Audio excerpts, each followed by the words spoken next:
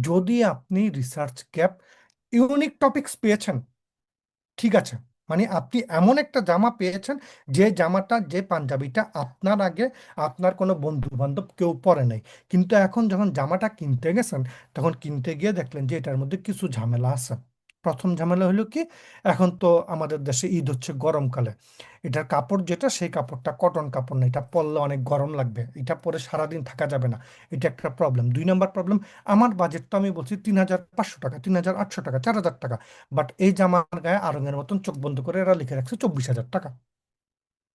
এখন তো আমি তো এটা নিতে পারবো না, এফোর্ড তো করতে পারবো না। তাহলে এখন দেখতে হবে রিসার্চ গ্যাপটাকে আমি অ্যাফোর্ড করতে পারি কিনা। কিভাবে? ওই গ্যাপটাকে প্রুফ করতে হলে যে যে জিনিস থাকা দরকার তা আমার হাতে আছে কিনা। তাহলে কি কি থাকতে হবে? অনেকের মুখ শুকায়া গেছে, অনেকের মুখ কালো হয়ে গেছে, অনেকের ঘুম আসতেছে, মাত্র লেকচার দিছি যে 40 মিনিট। কি বোরিং লেকচার দিচ্ছি, বুঝাইতে পারতেছি না, নাকি কঠিন মনে হচ্ছে? সুমাইয়া আক্তার, সুমাইয়া আক্তার শুনতে পাচ্ছেন আমাকে?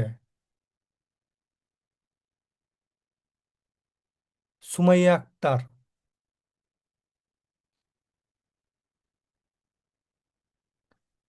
সুমাইয়া আক্তার শুনতে পাচ্ছেন না আমাকে? আরিফ আনজাম, আরিফ আনজাম, অর্গানাইজাররা ভাইরা আরিফ আনজাম ভাইকে আনমিউট করেন।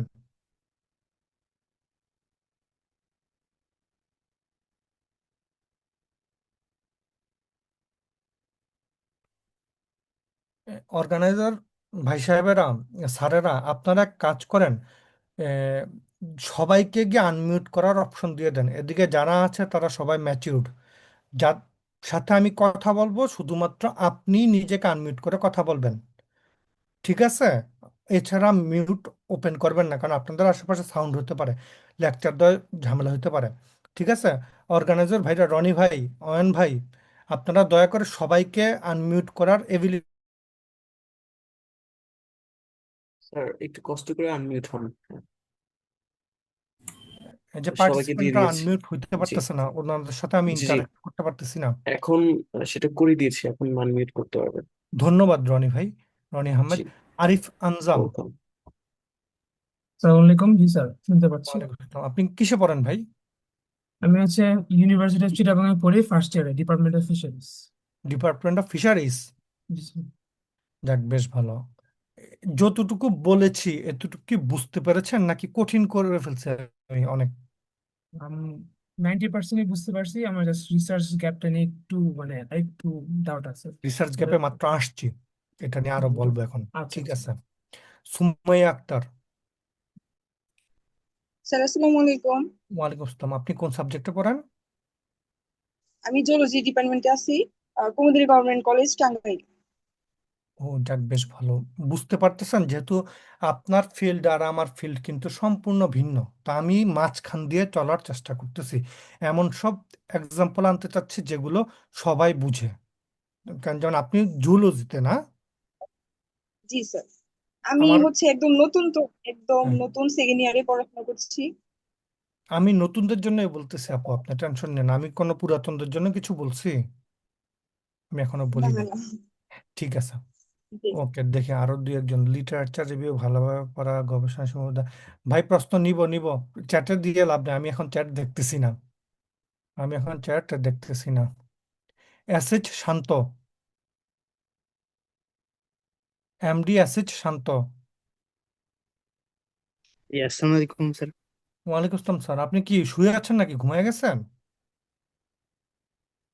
না স্যার, এইদিকে হচ্ছে কারেন্ট নাই তো, সেজন্য ও, এইদিকে আসলাম একটু লাইটের দিকে। আমি যে বলতেছি বুঝতে পারতেছেন আপনি? বুঝতে পারছি।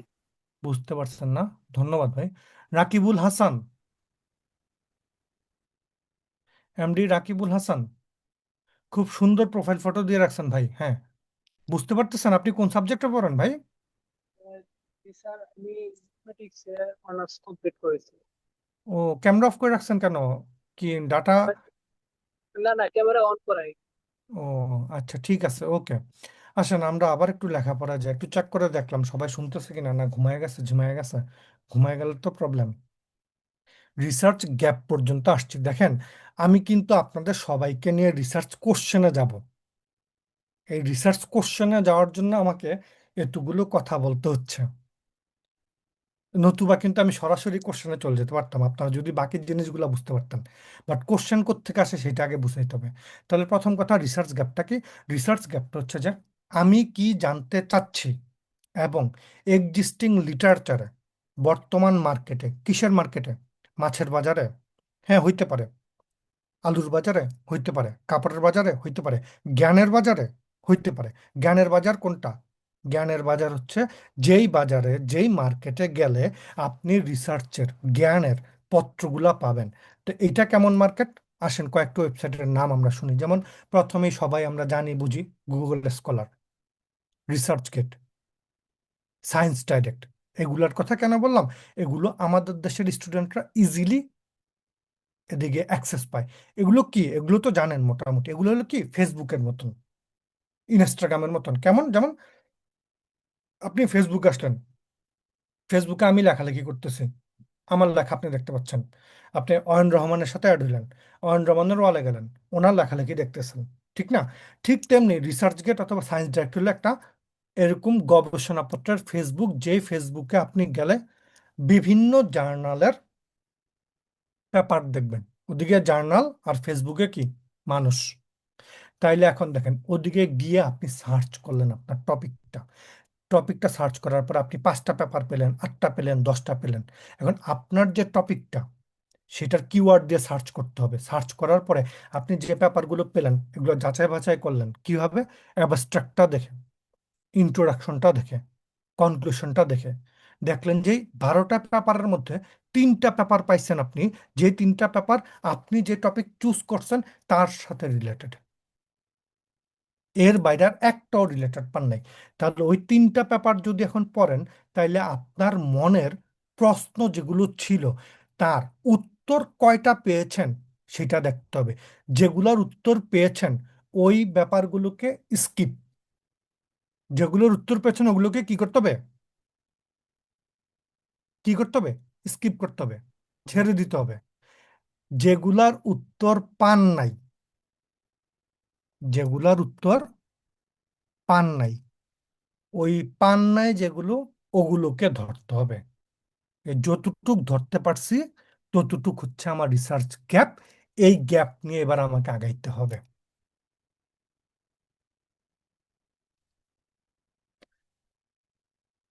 আপনাদের থেকে 2 মিনিট কোশ্চেন নিব। রিসার্চ গ্যাপ যদি না বুঝেন তাহলে এর পরে আমি পাজল এবং রিসার্চ কোশ্চেনে যাব, কোশ্চেনের পর ভেরিয়েবল যাব, তারপর হাইপোথেসিস। বাকি 3টাও বুঝবেন না। তাই যদি রিসার্চ গ্যাপ না বুঝেন বা রিসার্চ গ্যাপ নিয়ে যদি কোনো প্রশ্ন করতে চান, আপনারা রাইজ হ্যান্ড অপশন ইউজ করেন।